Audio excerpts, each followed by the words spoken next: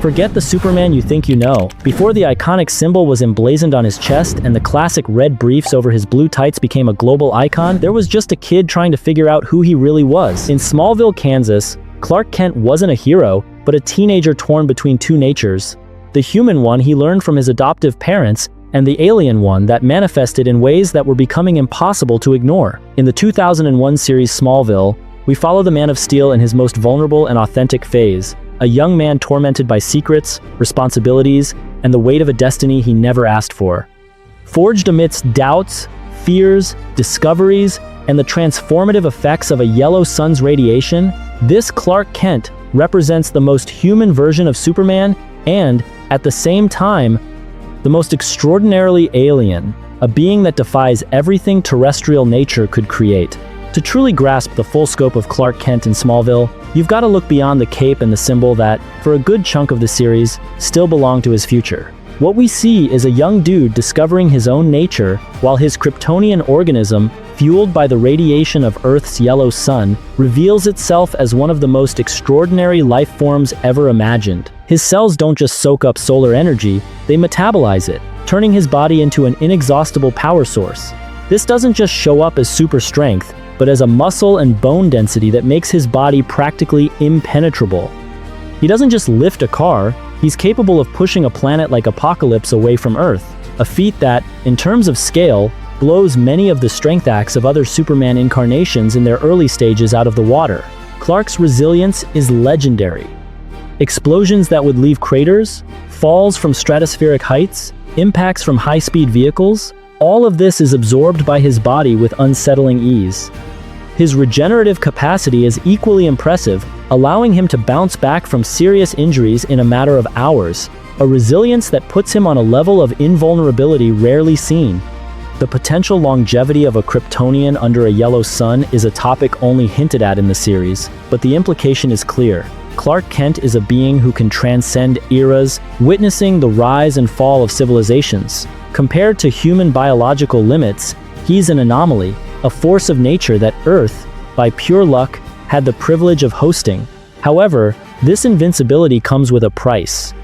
Kryptonite, in its multiple variations presented in the series, green, red, blue, black, and silver, is his Achilles heel, a constant reminder of his alien origin and his vulnerability.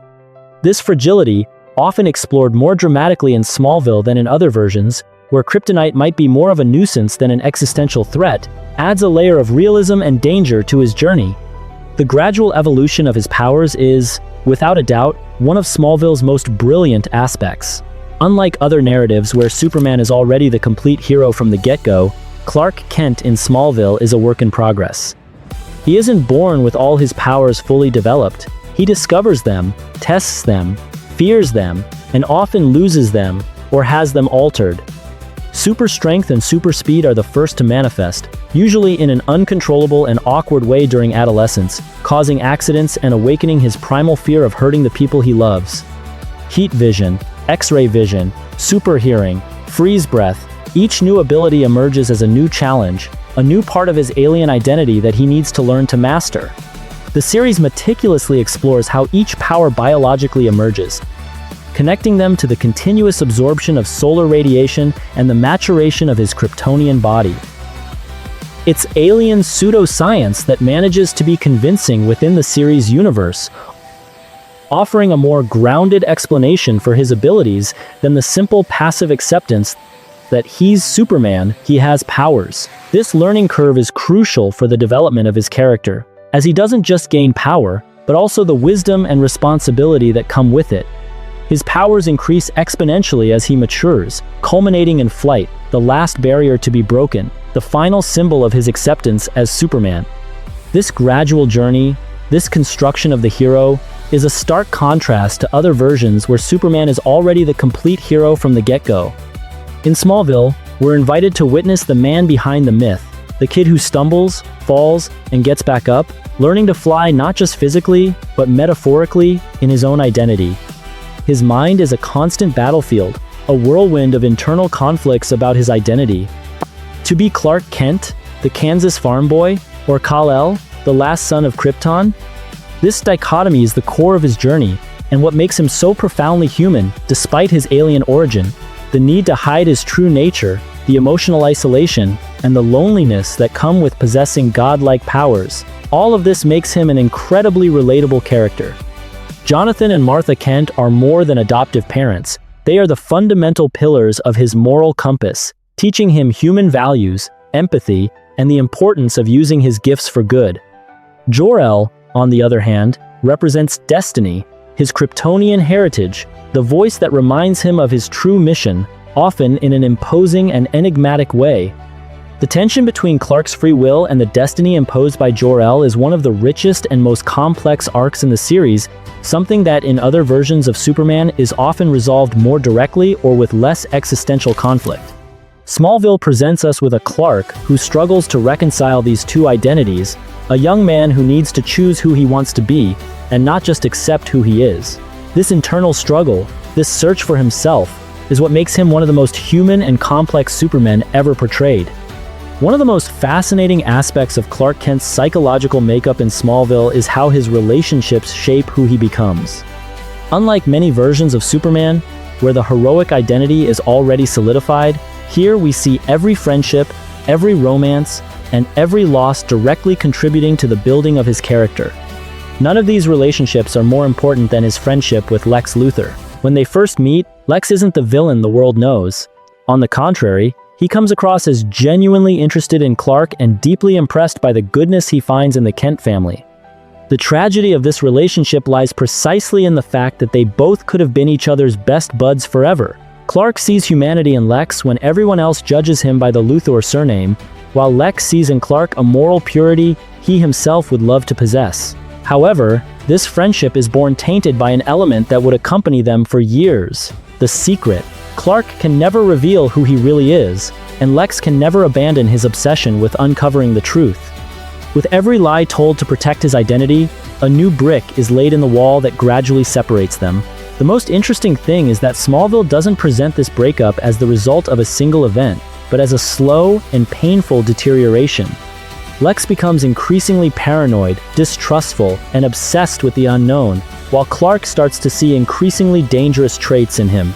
It's one of the longest antagonistic constructions ever made for the character, and perhaps one of the most human. There isn't a moment when Lex simply turns into a monster. There's a sequence of choices, traumas, and disappointments that lead him to that destiny. Lana Lang also plays a fundamental role in this journey. For years, she represents what Clark desires most: a normal life. His love for Lana isn't just romantic. She symbolizes the possibility of existing as a regular teenager, free from the burden of being Kal-El. Every time Clark tries to get closer to her, however, his alien nature creates new barriers. The impossibility of sharing his secrets generates a constant cycle of approaches and withdrawals that defines a good chunk of the early seasons. Lana isn't just a love interest. She functions as a permanent reminder of the emotional cost that comes with his powers. The more he loves someone, the greater the risk of putting them in danger. And the extreme feats? Oh man, this is where things get absolutely bonkers. Smallville's Clark Kent racks up an insane resume of incredible accomplishments for a version that had barely learned to fly. He faces rogue Kryptonians, metahumans with various powers, and alien threats that test his limits every single season. Saving lives is routine for him, but what really sets him apart are the moments when he goes above and beyond what you'd expect from any hero. Pushing Apocalypse away from Earth, for example, is a feat of strength that rivals the greatest moments of any Superman, and he does it at a stage of his evolution that many other Supermen would only reach much later in their careers. His speed allows him to zip across countries in seconds and race against speedsters like Bart Allen. His durability is continental level, shrugging off blows from beings that generate Richter scale 6 earthquakes.